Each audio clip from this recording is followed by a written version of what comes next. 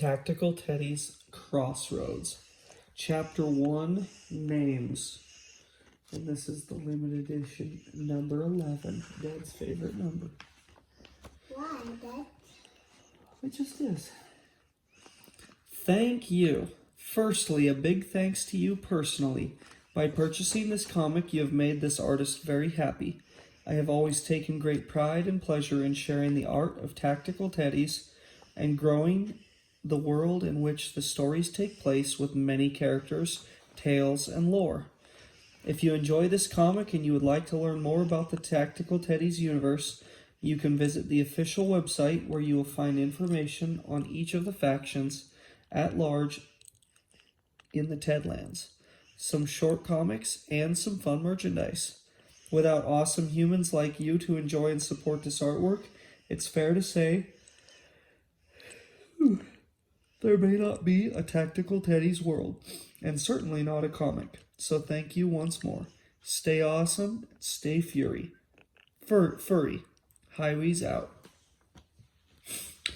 With a very special thanks to Hiwez Squadron. Although the comic has been written and illustrated by me, it was constructed with an interactive and flexible storyline that allowed the Hiwez Squadron community to vote on the decisions and actions of the main character to create a story arc so different and often surprising that it was able to take on a life of its own.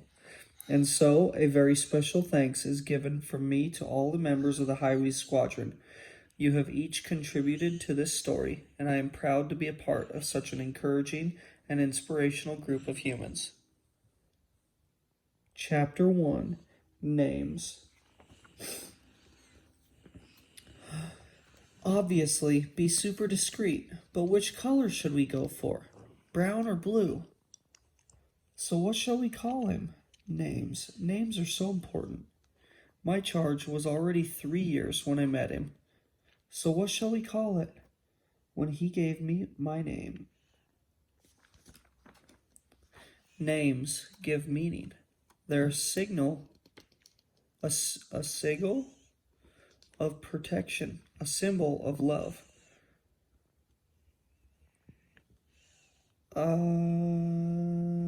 What the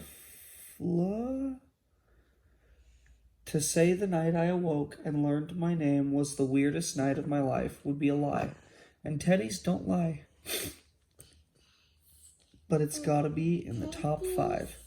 Is that my name? Yeah. The name I had been given was Fluffy Nugget. He named me Fluffy Nugget. That is the coolest name ever. And everywhere he went, I went with him. I was always there for him, and he treated me like a punching bag. I learned early on that my human had a big heart. Oh, I love you, Ma, and I love you, and I love Pa and Fluffy Nugget, and all the kittens and pups and animals and birds and everyone in the whole world. Oh, we love you too, little bug. But I soon discovered he harbored a quiet anger, and sometimes not so quiet.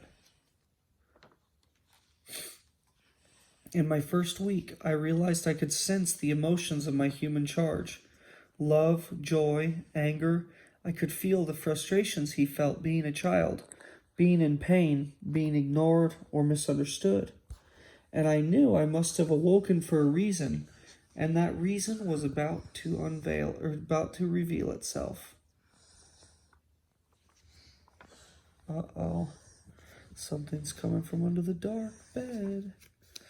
Something beautiful and frighteningly silent. Something beautiful and frightening silently snaked its way from beneath the bed to the wall. It would be the first time I would watch a dream gate open. As I approached, I could see something moving inside. Something was about to step out. I was terrified, but I would stand my ground. I grabbed a nearby toy sword for defense, I told myself, but it was probably more for comfort. Whatever it was, it stepped out of the void and stood silently for a moment, staring at me. Hi. Hi. You're new. Me? New? Yeah, it was a birthday present. My name is Fluffy not really interesting. Received any letters? Letters for me? Me letters? No. Good. Now move so I can do what I came here to do. The specter stepped towards me. You're not getting past me. Cute. Swoosh. Nice try, newbie. I watched as that thing awoke my owner. It seemed to put the boy into a trance or a paralyzing fear.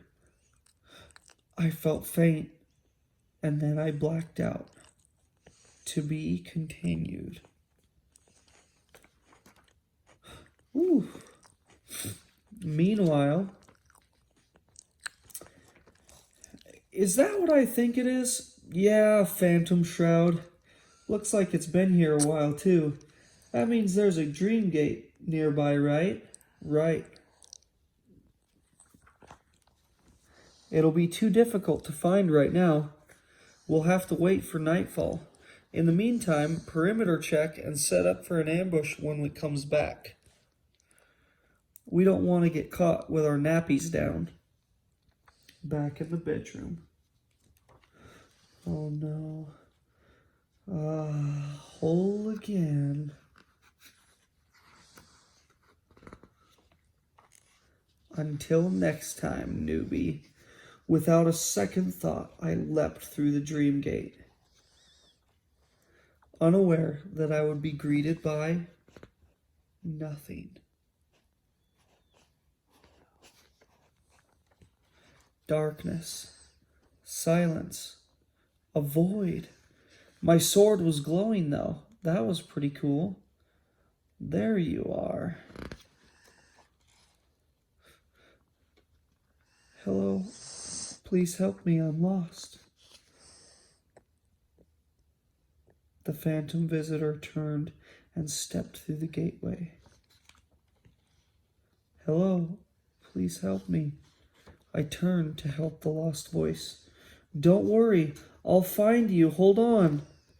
Uh-oh, found you. Oh, what the... Scream! A giant, disfigured spider lunged at me, its rotting jaws open, snapping and screaming. Shoo! Whoa! Please, you nameless fool. Look, he just cut the spider in half. See his guts? Oh. Countless creatures have become my prey, and I am ended by a morsel I cannot. It matters not. I take comfort knowing that you will perish here, alone. You're nowhere now. You stay here, you will be destroyed. You go through there, a worse fate awaits. Either way, nameless one, you are undone. My name is Fluffy Nugget. I knew it was time to leave this horrid dark place, this nowhere. The fading consciousness of the creature cursed at me angrily through the symbiotic link to its lure.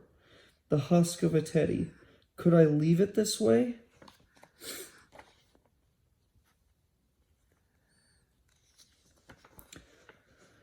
With one clean slice through the glowing tether, the teddy let out a sigh that sounded much like a relief.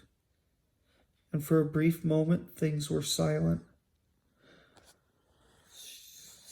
I knew at once I had to get to the portal. Oh no, it bit his arm. With a deafening rip, I lost my arm to the nowhere. A small price. Broken and battered, I landed exhausted in a strange new land. What was this place? Would I ever get home? Look at his arm. They ripped his arm off. And that was his good arm. His sewn arm is still there.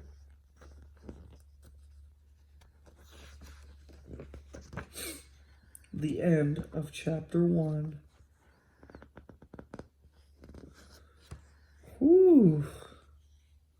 What do you guys think? That was a pretty good first chapter, huh? What do you think, Eli? How do I stop it? Was that a good one? Yeah. Oh, yeah. It was 10 minutes.